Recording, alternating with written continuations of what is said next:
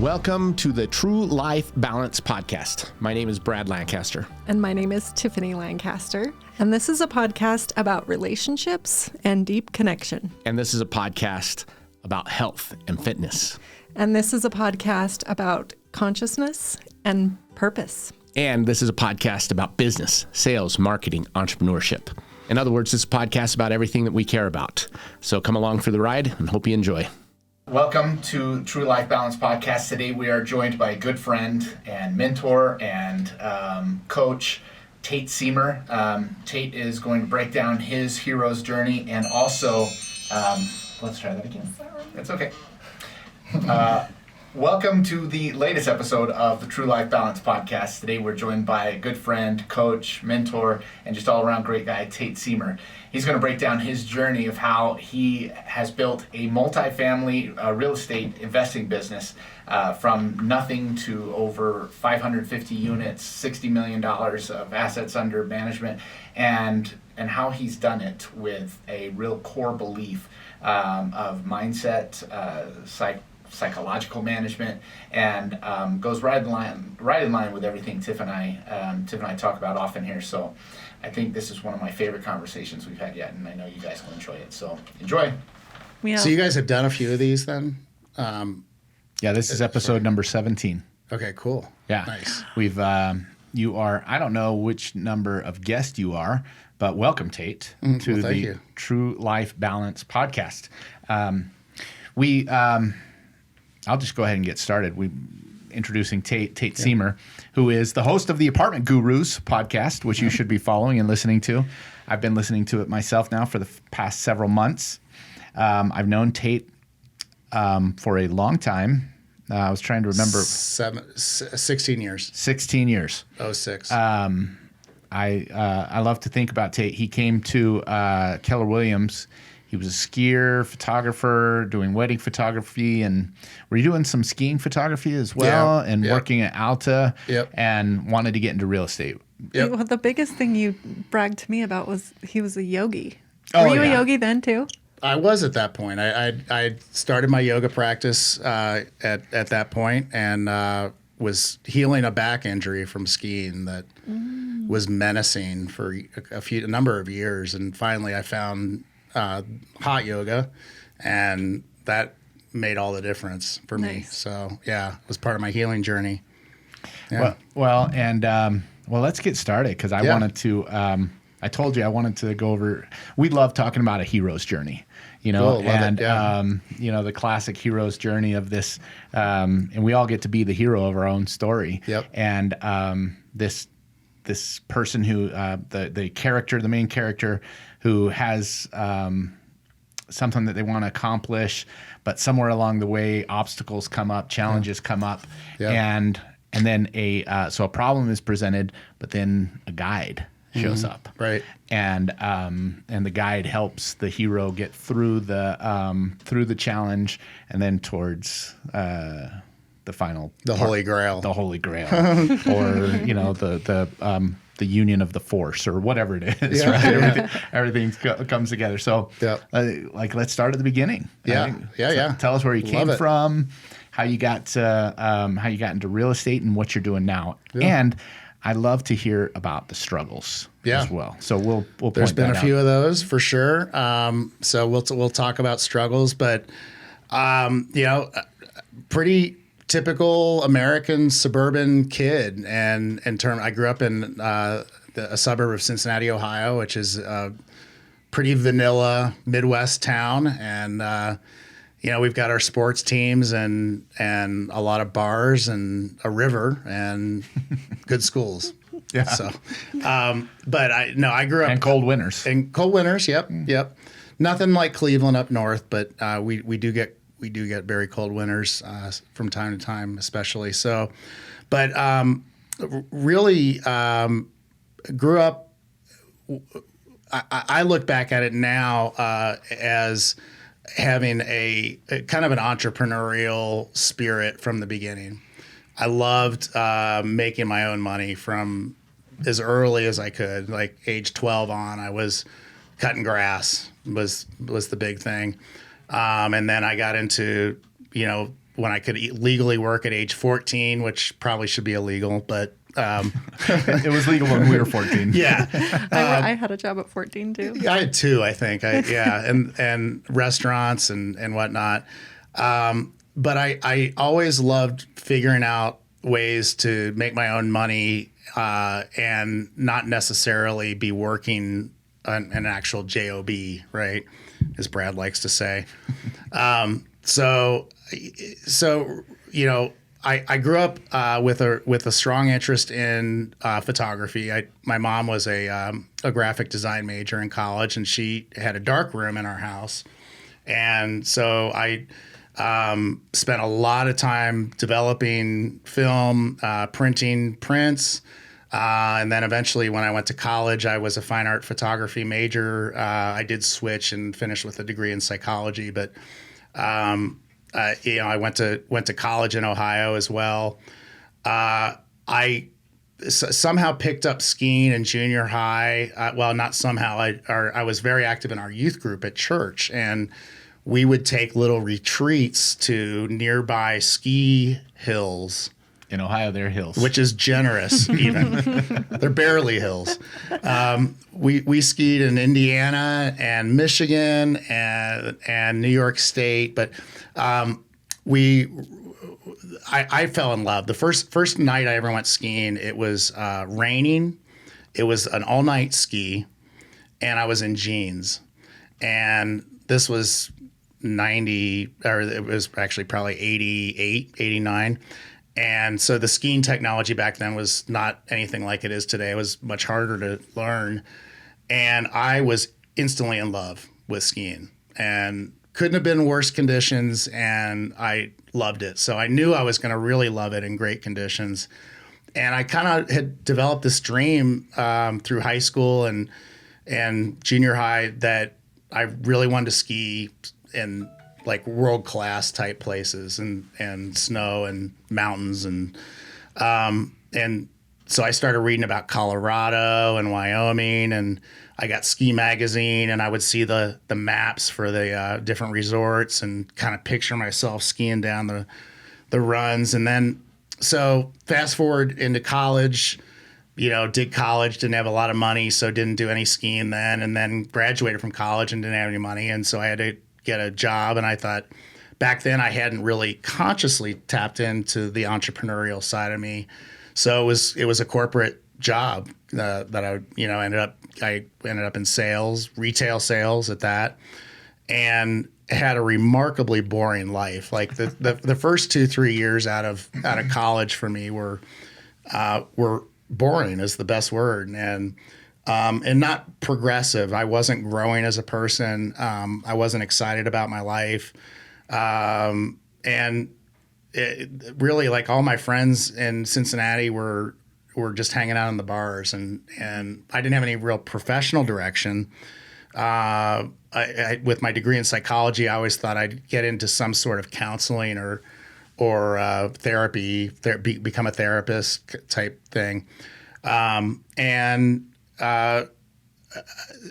I turned 26, it was like something slapped me in the face that I was going to be 30, you know, in 4 years, which was like inconceivable to me. 30 sounded so old at that point. I remember when that seemed old. Right. I said to myself, I remember this very vividly, saying, you know, you got to go do something cool with your life before you're 30, because time's ticking away. And I went from very consciously always worrying about what should I be doing for money. That was the line of questioning I had been in since high school, to asking myself, giving myself permission to say, what is it that I really want to do? Like for fun, like outside of vocation and career and purpose. It was all about what kind of it. Now looking back, I would say, what is it that makes my heart sing? You know, and for me, it was skiing in the Rockies. So I started doing diligence on different ski towns, and I came out in the summer and drove around Colorado, Wyoming, Utah, and Salt Lake City, and particularly Little Cottonwood Canyon, where the snowbird and alta ski resorts are, really came to the top of my list quickly because of snow amount, snow quality, length of season, and terrain quality. So I moved out here. It was 1999. I didn't know a soul. I didn't have a place to live. I didn't have a job. I had my little dog and a Toyota Camry full of stuff and everything I could fit in there, and landed in Salt Lake City. And the first job I got was at Squatters downtown as a server, which is a little micro, not a little. It's a decent sized micro brewery / restaurant. Great job. I had a great time working there. And then during the days, I was a ski photographer at Snowbird. And my boss at Snowbird, fast forward 23 years, is now my business partner. Wow. So, yeah, Carl York is his name, and we've worked together in real estate since 2011, but have been best friends and in different businesses together since '99. So that's really like how I kind of landed in Utah, and went from running around in diapers and playing kickball in the cul-de-sac to ending up here in the Wasatch Mountains. And I just love it here. I thrive here. Even when I'm away traveling somewhere exotic like Hawaii or Europe or something, I'll always look forward to coming back here. And it always makes me smile when we're about to land and you look out the plane window and the mountains are right there. And Yeah. I just love it here, and I've really thrived here. It was that first year in particular was quite an awakening for me personally about what's kind of possible with life and what's possible for me in terms of how I could live, how I get to live. I didn't know that skiing 5, 6, 7 days a week was like a possibility. It wasn't something I really dreamed of. And That's so cool. That is so and cool.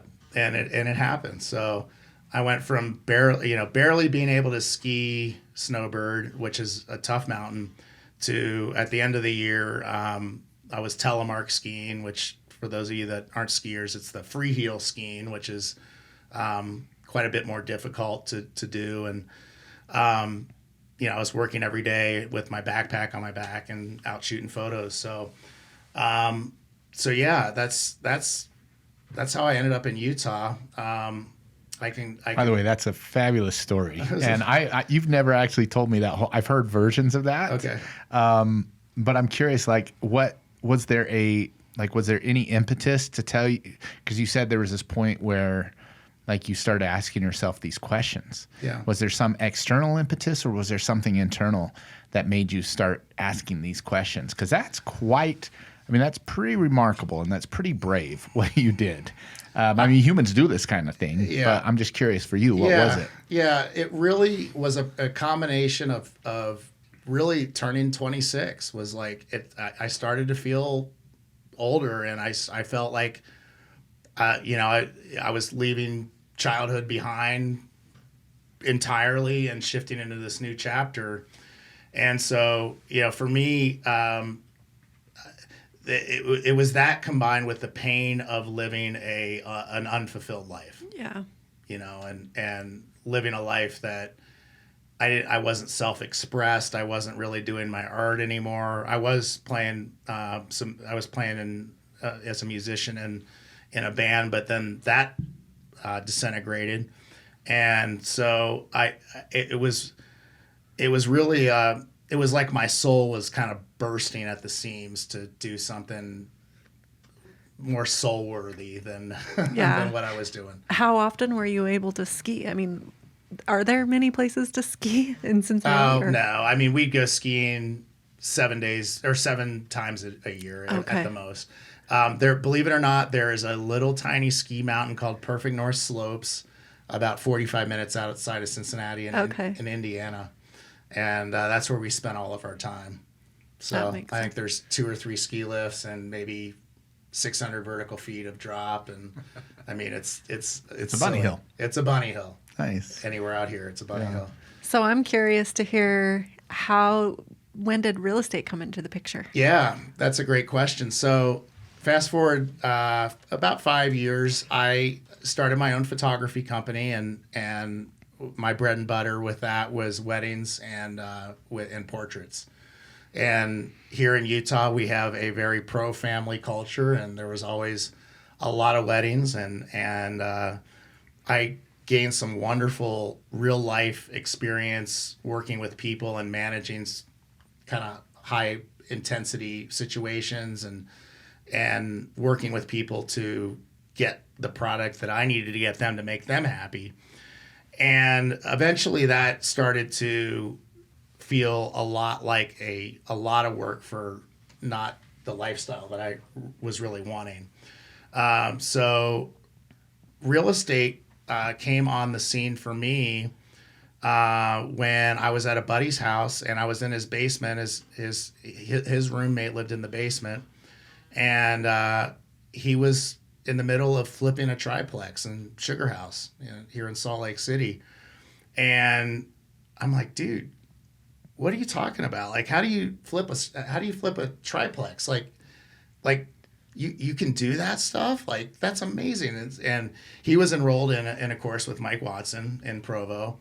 And so I joined that course immediately. I was really it really grabbed me. The whole thing just was very, very interesting to me, and started going to that class and learned the basics of kind of entry level investing. And from there, started flipping houses on my own. This was 06, 07, so before the crash. I got my realtor license, which is in all of that transition met Brad. And instead of going to Provo for those classes, I went to Brad's Keller Williams office for those classes, and Brad was that guide in the hero's journey for me that helped bring me along into real estate in a bigger way. That said, when the crash did happen, I wasn't exposed because I didn't really own a whole lot. I was selling everything that I bought, and I was only doing a house at a time myself. Were you using hard money? Yeah. We were using hard money. I was using hard money. I was doing it on my own. And we were also using a lot of those loan programs that were available then, the no doc, liar loans, the liar loans. And when those all went away, I had a bunch of deals under contract, a few deals under contract that evaporated, and I had some clients that had contracts that evaporated because they couldn't finance them. And I'd never really hit a stride with real estate as much as I wanted to, and as much as I kind of put into it. I didn't ever get to a level of success that made me love it.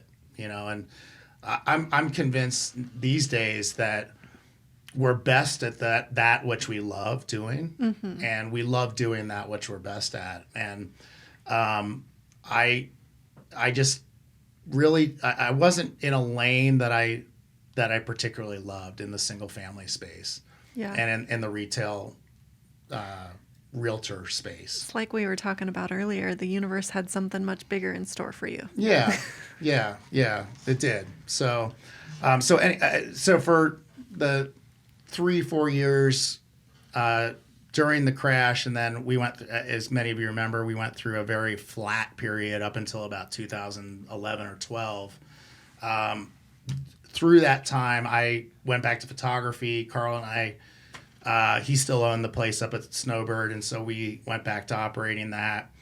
And then he looked at me one day in 2011 and said, dude, you've got some money. I had saved up some money, and he said, I've got some money, and I'm really good at building stuff and fixing stuff.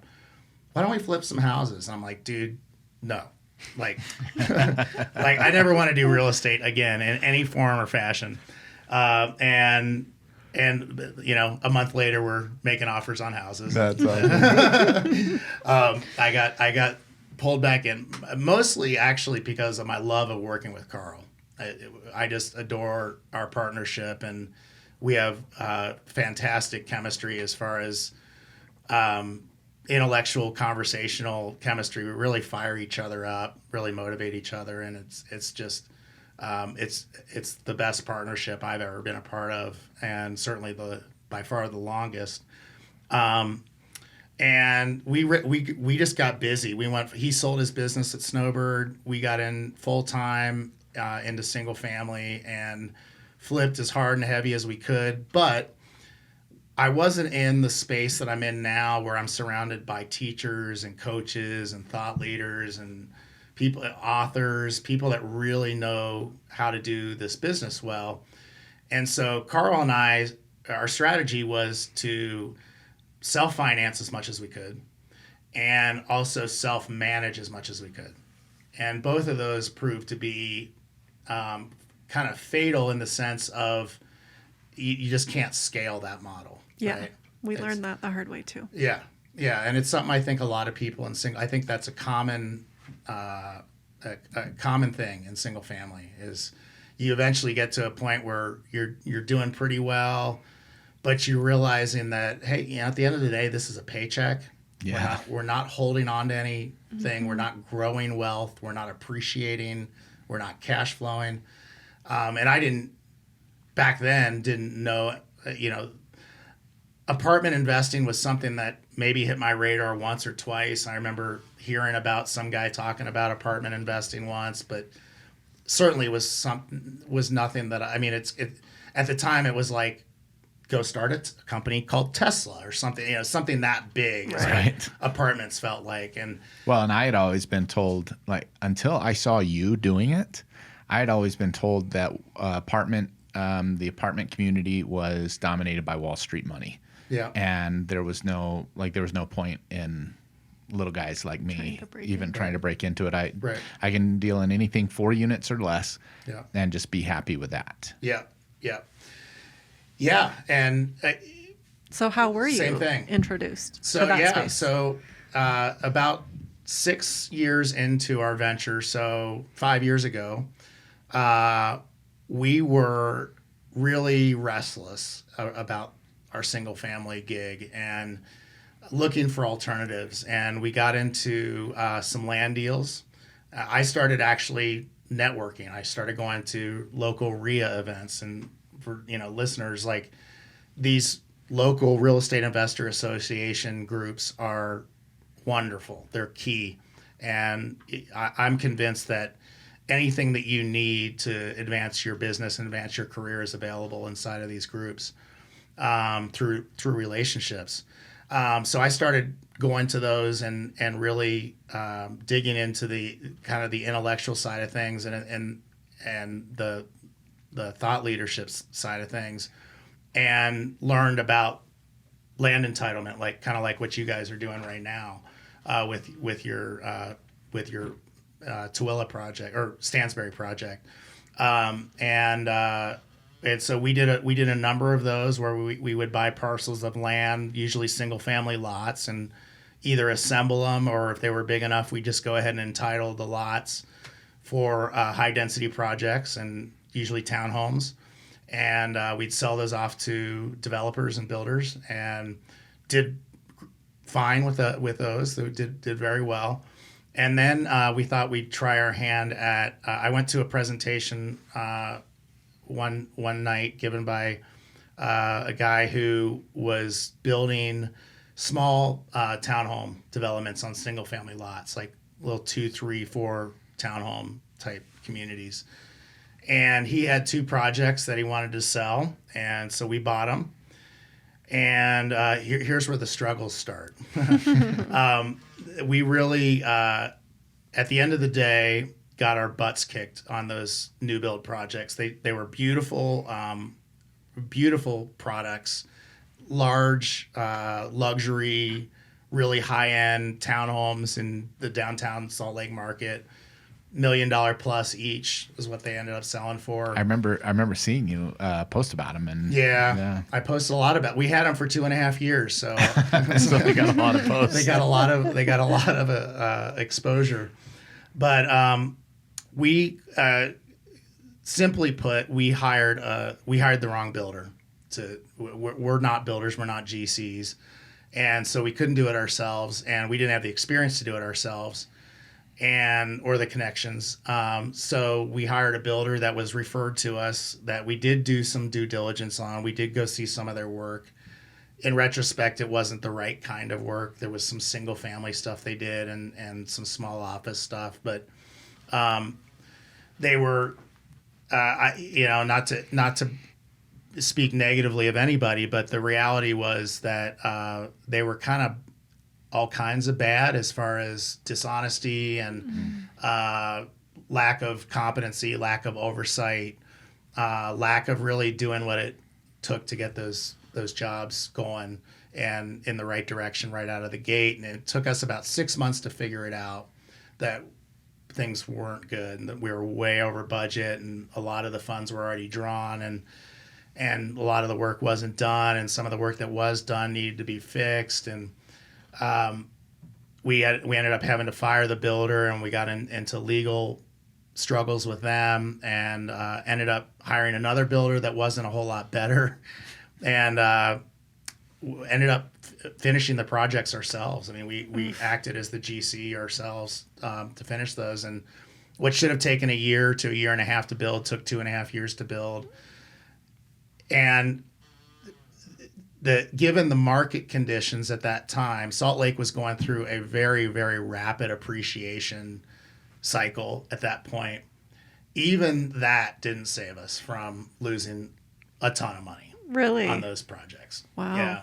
We sold them for a lot more than we thought we were going to be able to, but we were so underwater on them that we ended up losing money, and we lost some investor money as well. Wow. One investor that we had on board, and we are making that right as we speak. But that was a dark time, a really dark time. And for me professionally, what it did was it really forced me.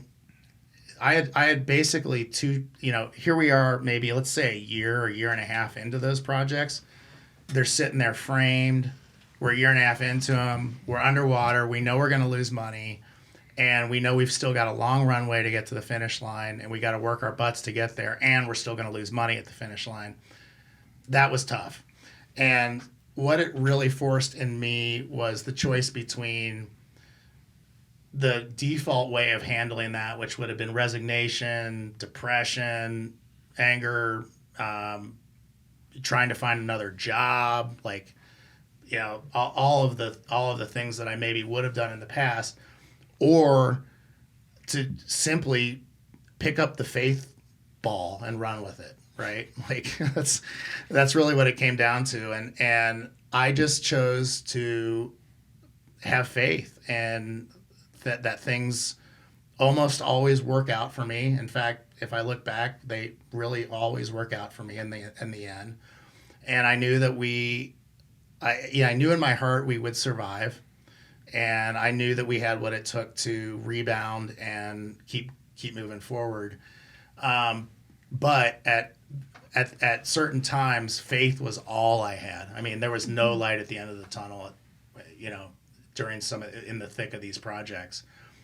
In the meantime, the same guy that we brought those bad projects from, he brought us a 12-unit apartment building in South Salt Lake. And he said, here's what I think is a really good deal. Here's how I think you should do it. Here's my underwriting on it. You guys should underwrite it yourself. And here's how I would fund it. He kind of laid out the red carpet for us to do this 12-unit. And long story short, we bought that 12-unit. It was half vacant, and the other half that were there were either not paying rent or they were month to month. It was really not a managed property at all, very mom and pop. And we ended up vacating the building and doing a head to toe remodel. We touched everything from a brand new TPO membrane roof with insulation under it that we didn't have to do, to high efficiency windows, to 90% furnaces, an HVAC, flooring, solid and this is these are 600 square foot, 1-bedroom apartments that were renting for $550 each at the time.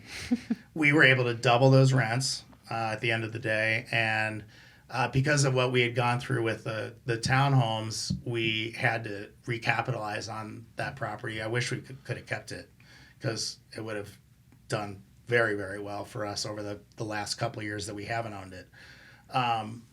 But at the end of the day, that deal went really well for us. And I actually remember during the analysis. So it essentially ended up being a multifamily flip. It was a multifamily flip. Yeah. Yeah. We financed it with hard money. I mean, it was just a multifamily. How long did it take you guys to? It took about a year. Okay. Yeah. Which was, again, longer than it should have, but it wasn't ridiculous. For a multifamily flip, that's pretty good. It was pretty good. Yeah. Yeah. I mean, especially for number 2. Yeah. In that space. Yeah. Whole new space. Yeah. Well, really, number 1 from a cash flowing. It was the great first. point. Yeah. It was the first property that we underwrote ever that we could underwrite income as part of. Yeah. That was a. So did you guys fill it up before you sold it? Yeah. We stabilized it is what they call that in the industry. We rented the place up at market rents. Okay. And got the occupancy to 100%, and then we marketed and sold it. Not without headache. We ended up with a really, really high meth level in one of the units that we had already remodeled, and had to mitigate that. Well, we've done that before. Yeah. Not on units, but on houses, unfortunately. Yeah. So that was really the beginning of what we're doing now. It launched us on the multifamily path. I really caught the vision at that point, and I enrolled in a coaching mastermind program with a guy named Corey Peterson out of Phoenix, who's a nationally known speaker and author and thought leader, podcast host. He had about 90 million in assets at that point, and was offering this coaching and this mastermind group. And I really learned the business of larger scale apartments from him. He also gave us a lot of confidence to go out and start looking at bigger properties, because he was willing to be part of our team and partner with us if we found a deal that worked out. And so on our credibility kit, which is nothing more than a brochure, 5-6 page brochure about our company that talks about our team and our strategy and our portfolio. Since we didn't have really a team or a portfolio, we had a strategy, but we didn't have a portfolio. We leveraged Corey and Corey's experience into our team and put his portfolio in our credibility kit. And that really was what we needed to have in our hands, along with the basics of speaking the language, to go out and start meeting brokers, touring properties, even writing offers. So there were a lot of other key influences to me. About the time right at the time the 12 unit came along, I went to another Utah Real Estate Investor Association meeting where a guy who is now a very good friend of mine named Adam Adams came and spoke about the 5 ways to get into apartment investing. And he was very instrumental. He had a national conference a couple months later, and I went to that. And he was huge at shifting my mindset. He was like the first person that looked me in the eye and said, "You can do this," And sometimes that's what it takes. That's so cool. Yeah. That's so cool. Do you mind if I go back a little bit in your story? Yeah, because you please do. talked about leaning into faith. Yeah. This has been in my own journey, like one of the biggest pieces too, because as you know, I left a religion in my childhood, and so I pushed away faith for a long time. Sure. And for the longest time, anytime people talked about faith, to me it got into this woo-woo area where, and you said something that I've now accepted basically as a mantra for me, which is, up till now, everything's worked out in my benefit. Mm-hmm. And I have faith that this will as well, especially when I'm going through hard times. But I'm curious, like where did that idea come from for you? And that's a great question. That is a really good question, Brad. It had to have come from somewhere, because my default up till that point would have been to really go into a reactive state of despair, and frustration and everything else. And I wouldn't have been able to do anything good. I'm basically the visionary on our team, and I steer the ship. So in order to keep steering the ship, I had to lead. And so maybe as much as anything, it might have come out of necessity, because my partner wasn't in the same space that I was. He was in a very dark place, not sleeping, and just, worried as heck about how things were going to work out. And I think, as much as anything, I've never thought about this before, but as much as anything, I think his state of being called forth from me a much more enlightened, balanced way of looking at things, in terms of, like, dude, we got this. Like, I don't know how, but we've got this. And really kind of carried us through that time. And so it, becoming that's part of becoming a leader, is being somebody that other people can look to for reassurance and guidance and counseling and coaching and leadership. And so I think that really has helped me with kind of a lot of things I've done since then, the public speaking, the podcast, coaching program, et cetera. And just to your point, Brad, I am not a religious person. I don't consider myself part of any organized religion or faith, but I do consider myself essentially spiritual, and in all the important ways.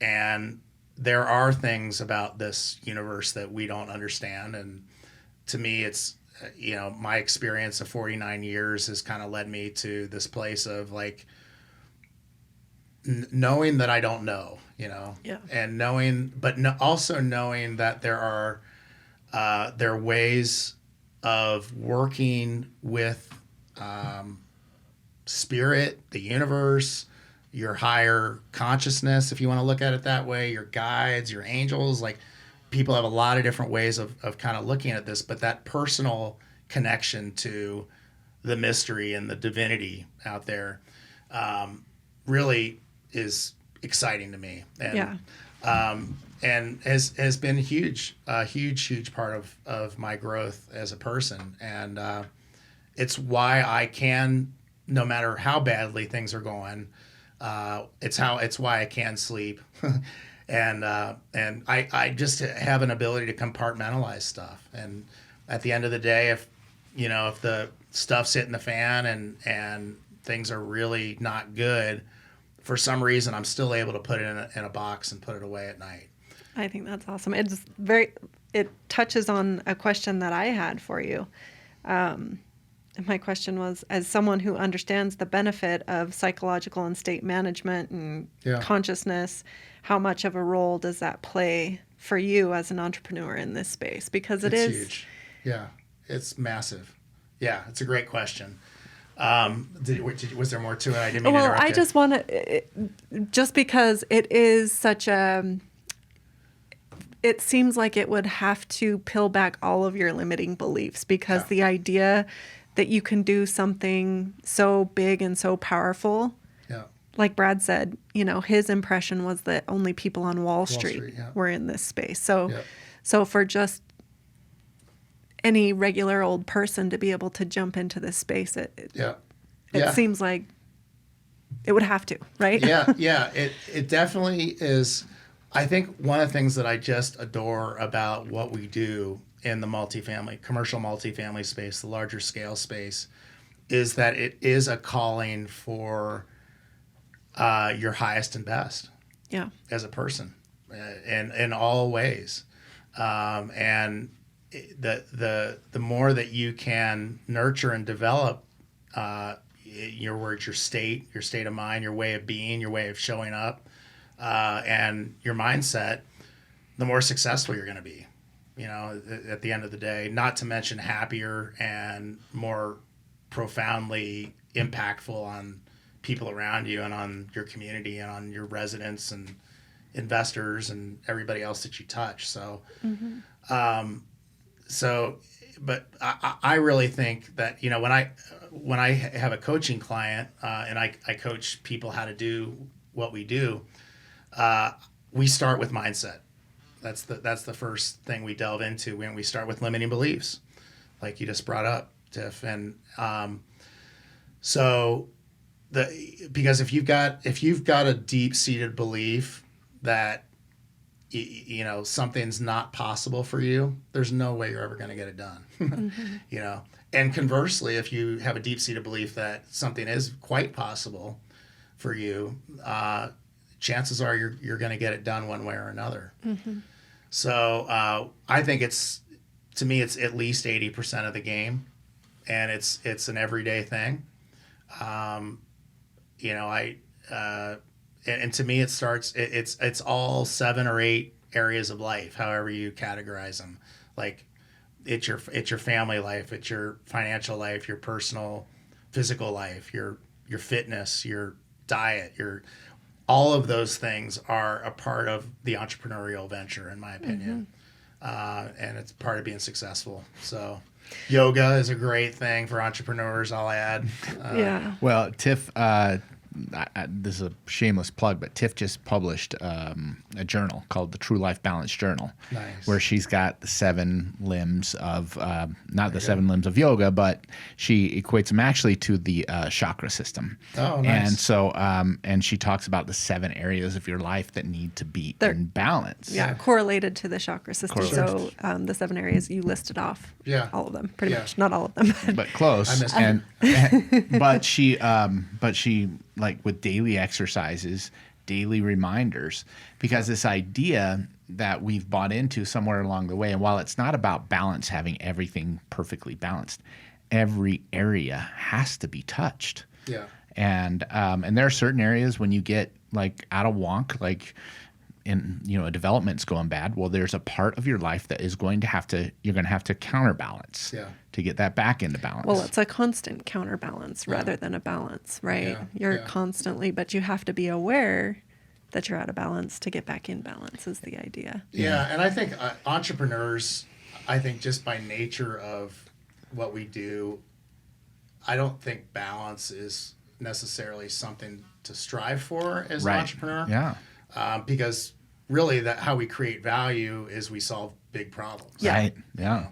Yeah, it's the harmony is more what it is. We call it the balance is the illusion. Yeah. There's this illusion of balance where what we're really after is this harmony. Yeah. And So I've heard you talk a little bit about visualization, and I'm curious, like, what does your visualization practice look like? Like, is that something you work on daily? That's an awesome question. I can't honestly say that I work on it daily, but I work on it a lot. Okay. And for me, it starts with gratitude. It's really it's as much a gratitude exercise as it is a visualization exercise. Excuse me. And I actually learned this from Matthew Ferry. He calls it the 10-10 visualization, where you very simply write out 10 things that are currently present in your life that you're grateful for. Your partner, your family, your health, your dog, in my case, my recreational activities, hugely grateful for, my background, my family, my mom, how I was raised. And you get really present to that stuff, and the idea is to really stir the pot of gratitude, right, and really get it going and get that soup cooking. And then the next 10 things that you list out are 10 things that you're grateful for that haven't manifested yet. So you take that same spirit of gratitude, as opposed to a spirit of wanting and longing and needing and yearning for. You bring a spirit of gratitude to the things that you want to manifest. and you are lining your energy up with the receiving of that thing. So to me, the visualization for anything starts with, number one, accepting where you are, and number two, taking that to a whole different level, which is being grateful for where you are, because where you are is where you are. Right. That's your starting point. And there's nothing wrong with that. And there's a lot of things right about that, as a matter of fact. And so to really start to manifest things that, and we were talking about the how earlier, and how it's the realm. How'd you describe it? The realm of Devil's the playground. It's the devil's playground. Yeah. Figuring out how stuff is going to happen when you are thinking big can often It'll stop you. Sabotage your thinking. Yeah, that's Napoleon Hill. I didn't Yeah. I didn't come up with that. That was Okay. Napoleon Hill in Think and Grow Rich. He Yeah. called worrying about the how is the devil's playground, I because like that's what he wants to stop you. Yeah. The dark energy, whatever it is that's out there, like that's what will stop you. Yeah. Or your ego, really. Yeah. Well said. So yeah, the that's really like the technique that I've used for a number of years now, and have taught a number of people as well, and coaching clients and whatnot. Taken to the next level, the three of us have talked about the book Vivid Vision by Cameron Herold, and that is a great short read about developing your 3-year vision for what you want to have happen in your business and in your life. It can include anything and everything from your life. But when you're writing one for your business, typically it's it's a 5-6 page written statement of how things are going to go over the next 3 years, written from the future. So you write as if these things have already happened. Like in 2023, we reached $100 million in assets under management, and we added this team member, and we went on this celebratory cruise, or whatever it is, and you start to put into place pieces and things that start to round out your whole vision, and then you simply focus on that, share it with anybody and everybody that you affect in your business, that people, that partners, investors, brokers, people that you're working with and trying to enroll in your vision of growth. Brokers, I could talk about broker relations for a long time, but good commercial real estate brokers, which is in this residential world is really synonymous with agent. Mm-hmm. It's essentially the same thing.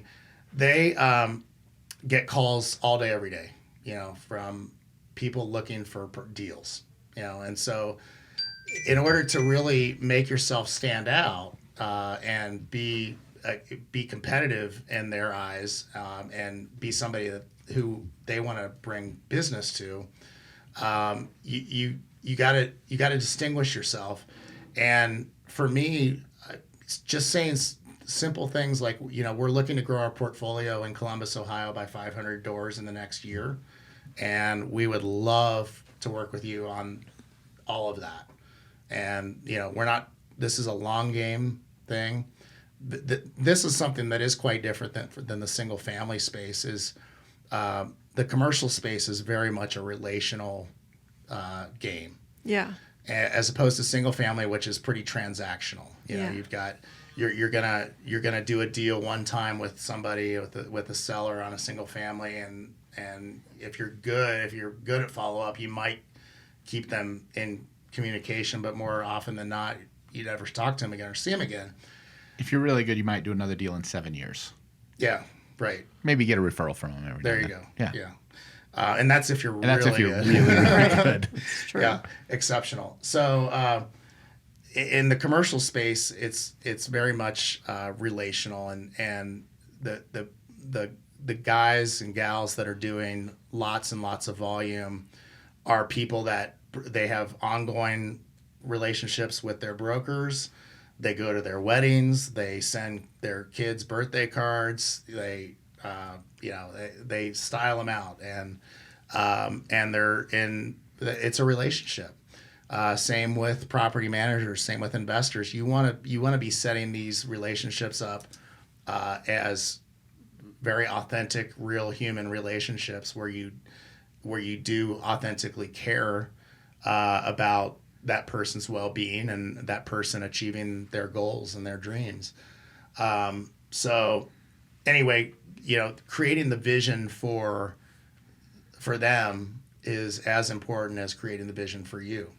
Well, they want to know that you have a vision and Right. that they're not going to work for somebody who's not. And how often do they hear somebody, or even much less see somebody, like show them their vivid vision, right? Like this, in my opinion, this is something that once you write it, you should have a graphic designer lay it out with bullet points and pictures and graphics, and you should publish it like hard copies of it, and you should give it to people. That's so cool. Put it in their hands. It elevates the conversation. The other thing that does that very, very effectively is your credibility kit.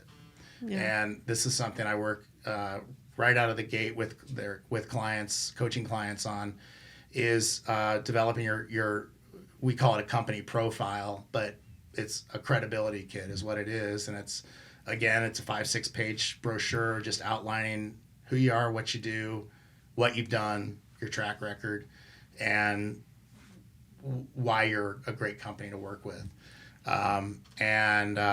That, again, when you put that in the hand, when you sit down for lunch with a broker, the broker's already in the mode of like, okay, got to do another lunch with a wannabe investor and answer all the same questions that I always answer and talk about the same things I always talk about. You pull out the credibility kit and slide it across the table and put it in front of them. Their eyes light up. It's not something they see very often. And they start flipping through it. Wow, these are your partners, and this is your strategy, and this is your portfolio and your track record. Like, it's a game changer. That's so cool. Really Well, shifts the conversation. they immediately, I would imagine, go from being on the defensive of, oh, here's somebody looking for something from me, to, oh, yeah, this is somebody who's actually got something to offer. Yeah. Exactly. So you're bringing value immediately. That's it. And Brad, you just hit the nail on the head of really the whole to me, the whole key to this industry is creating as much value for other people as you can. Yeah. Well, I think that's as an entrepreneur anyway, right? Like, Yeah. the more you can bring value to other people, Yeah.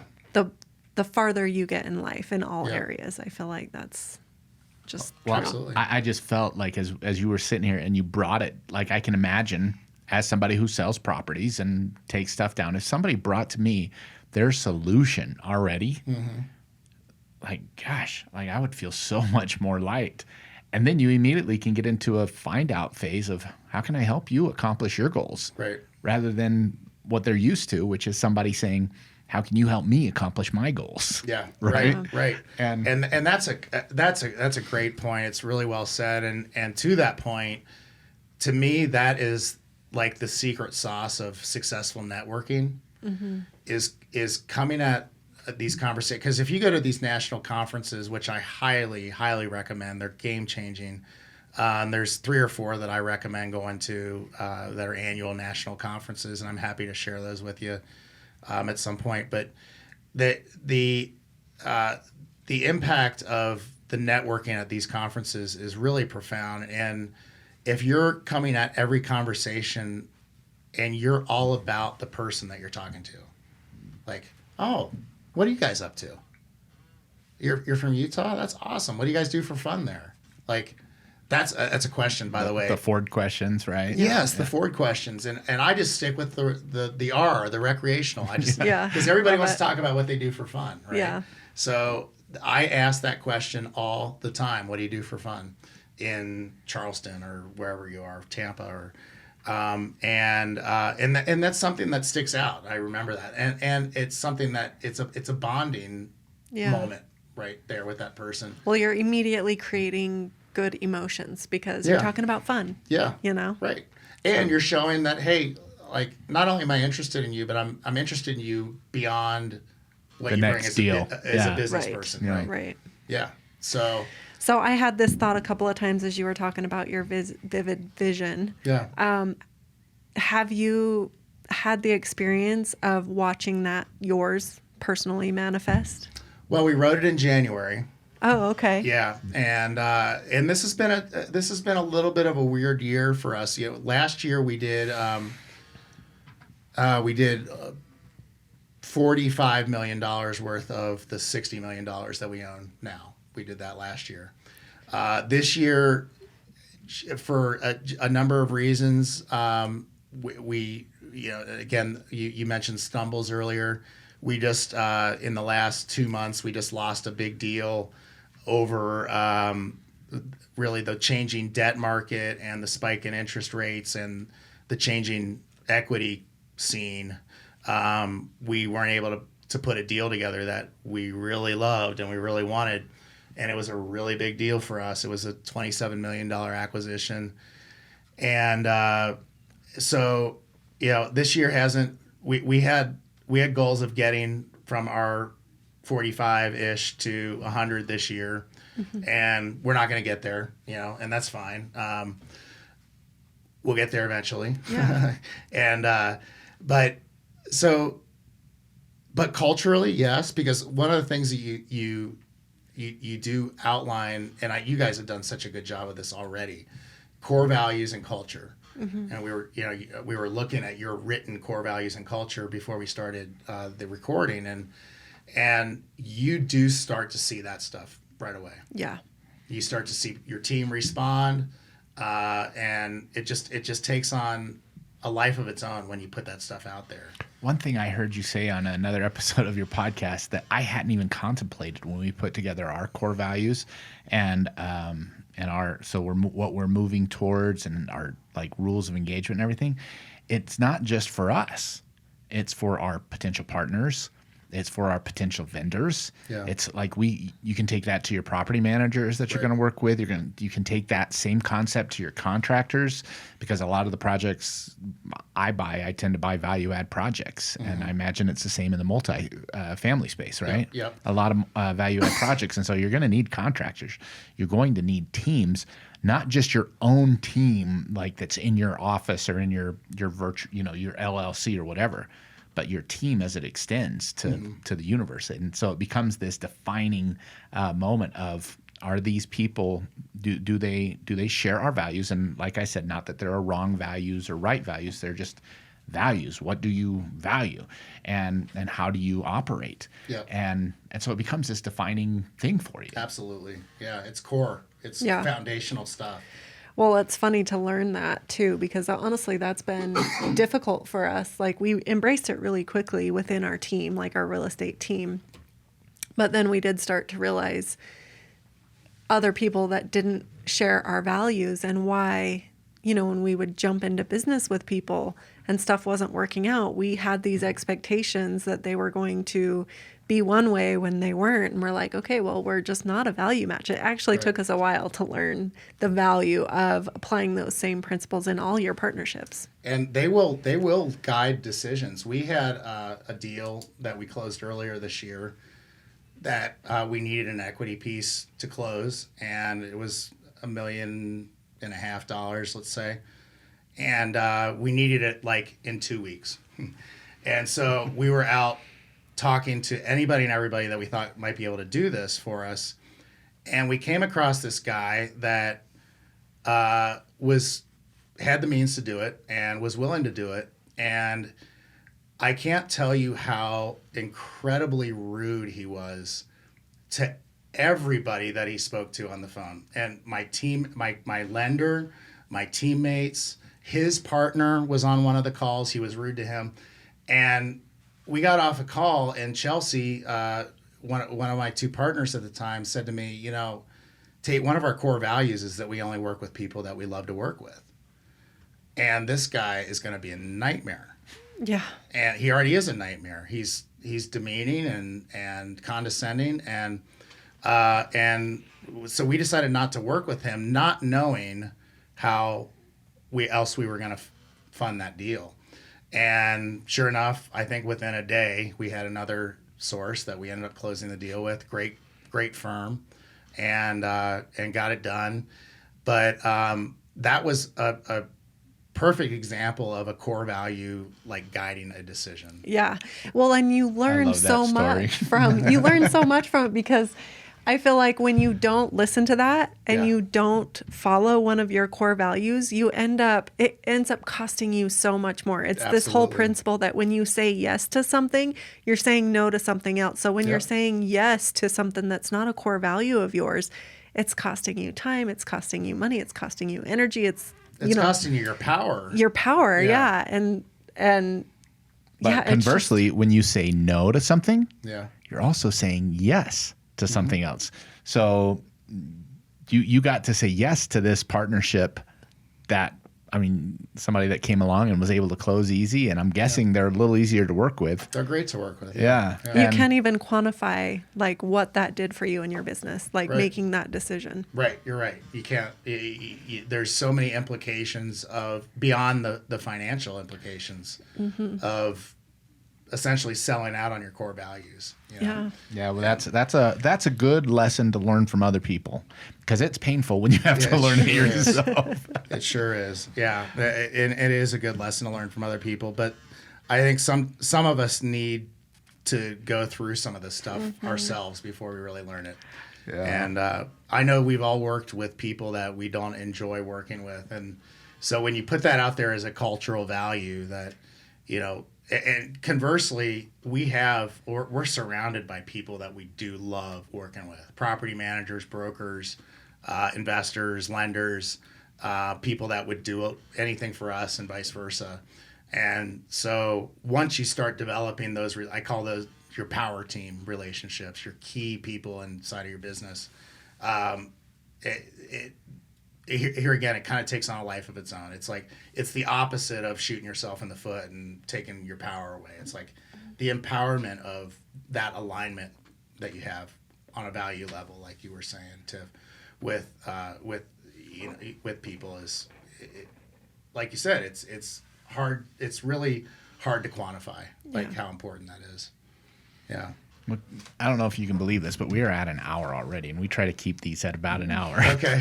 and I haven't even. It's funny because like when I was writing questions, all my questions were hows, Okay. like legitimately, because that's where my mind immediately goes when I start thinking about things. So how are we going to do this houses? And yet you reminded me how we do everything. Oh wow. Like the way we do everything is by the exercise of faith. The vision, Yep. the faith, trusting in the plan that's given to us, Yep. right? Because if we're doing it with that context, that look, we're basically giving up everything and saying, "Show me everything." Yeah. And to God, divinity, the universe, our higher self, whatever it is you want to credit to that, and I don't Right. really care who it is, Right. because I can't define it myself. So, when by doing that, then this plan comes to you, Yeah. and it's going to be the best plan based off of where you're at. Yeah. Right? Because where you're at is perfect. Yeah. Right? Right. And so then you move forward with your understanding, with your faith, knowing that you're going to take the best steps possible. And then you do that, and then more understanding is going to come, more reality is going to be shown to you, and then you move forward in faith with that. And so like I've been seriously hung up because I want to make this move. Like when you lit me up so many times today, when you like you talked about like this requires your highest and best self. Well, I want to be challenged by that. Yeah. I want to see what is my highest and best self really able. I have a vision of it, Yeah. and I want to watch it unfold. Yeah. And that's how you do it. Yeah. Well said, Brad. Yeah. And, I could give you a quick couple minute long version of how I think the best way to get into multifamily is, if you'd like, or we don't have like a hard time. Okay. So It was one question that Brad and I both had was like for someone Yeah. who's investing in real estate now, but they want to kind of break into that next level. What does that look like? I think if you are lucky enough to have access to a deal like we had, that's truly the best way, is to put a deal under contract. A lot of times you're not going to know exactly how it's going to get done, especially on a capital level. But putting a deal under contract and then going out and figuring out how to get it done is like the most powerful way to bust in. That said, not all of us have a 12-unit fall in our laps like we did, and so although maybe if you visualize that, it might happen, but I bet it would. right. I'm just a huge believer in the power of, in this space especially, a coach or a mentor that's willing to really jump in with you, even to the point of partnering with you, and being part of your team in your credibility kit, in your structure. That is an accelerator that I've never seen anything take the place of. And just about I've done 170 podcast episodes, and just about everybody in their story has some guide, coach, mentor, somebody that set an example for them, somebody that really took them in under their wing and guided them and helped them along the way. The confidence that you get from that is irreplaceable. Like I couldn't have gotten it elsewhere myself. And then you're doing all the other things too. When we start a client out in the coaching program, it's really, we were talking before we started, it's a full frontal multi-pronged attack on branding, on market selection, on raising capital, on deal sourcing, on broker relations, on your vivid vision, your credibility, your mindset. All those things are really key aspects of this right out of the gate to get going on. So it's my job to make sure that none of that's slipping through the cracks, and that there aren't any big mistakes on the horizon. And certainly all the ones I've learned from and people have shared with me are hugely important in informing that. But so that's really the most simple answer, shortest answer I can give to how to get started in multifamily. I'll just throw in these national conferences, these seminars. You mentioned you just went to one for your brokerage here, mm-hmm. and how you got such a killer idea from that's shaped your business. And to me, if you can go to a 2-day event where there's 12 speakers, if you can get 3 great takeaways from one of those, and you can make 3 great contacts in one of those, you're winning. Yeah. And that stuff will change your business. It'll get you going in the right direction. Absolutely. Yeah. Well, thank you so much, Tate, for coming on. You are just full of so much wisdom, and you're seriously so inspirational. It's always a pleasure. Yeah, and I want to, because I didn't start off with your resume, and so I want to finish off with your resume, because I started to go there and then got distracted, but in 3 years' time, since you really made this your focus, you've now built GreenLight Equity Group into how many assets? How many millions of assets under management? About 60. About 60 million, represented by how many doors? 595 doors. 595 doors, 7 communities, and how many states and locales? 3. And 3, which to me, that's the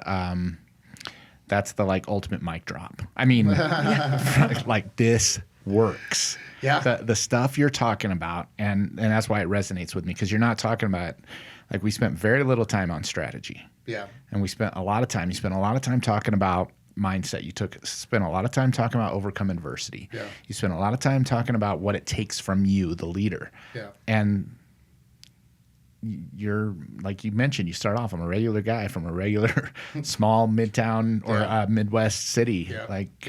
Yeah, I can imagine anybody would be upset. You were kind of like, I just wrote my vivid vision in January, and we haven't quite, but those stats are remarkable. Well, thank you. Yeah. We had a very good we've had a very good 2-year run of acquisition. I mean, and we started, not only did we start with nothing, but we started in the hole on the townhomes. So, in August August of 2020, we were in the hole. We didn't own any property except, we did. We owned a 20-unit up in Clearfield that we repositioned and flipped. But Actually, sorry, we bought that building in August of 2020. So before that, we literally had nothing. Yeah. And we had done that 12 unit, but it was long gone at that point. And so yeah, and look, I may have I guess a certain talent level or whatever, but I don't think I'm anybody exceptional. I host a podcast and I still say and and and so forth and filler, all those filler. This is something that chances are, if you're listening to this, if you found your way to this podcast and have listened to this point, this is something that you really can do. Yeah, I love it. Yeah. And whatever that is that you want to do, whether it's Right. multifamily investing or whatever it is, Yes. that thing that's stopping you right now, Yep. you're just simply a vision away. Yeah. So, And that thing that's stopping you right now is it's just in that 6 inches between your ears. It's nowhere else. yeah. It doesn't exist in reality. Well, this won't be our last conversation. I'm excited. I'm excited to make a move into multifamily investing and seeing where that goes. And we'll update that more as we Yeah. go on. But Yeah. thanks so much, Tate. This has been fantastic. My pleasure. You guys are great friends and love you dearly and just want all the best for you.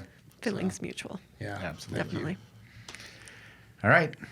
Until next time. Thank you, guys. This was not what I expected and everything I needed. So, thank you so much. How it normally works. All right. Awesome. Thanks, Tate. My pleasure.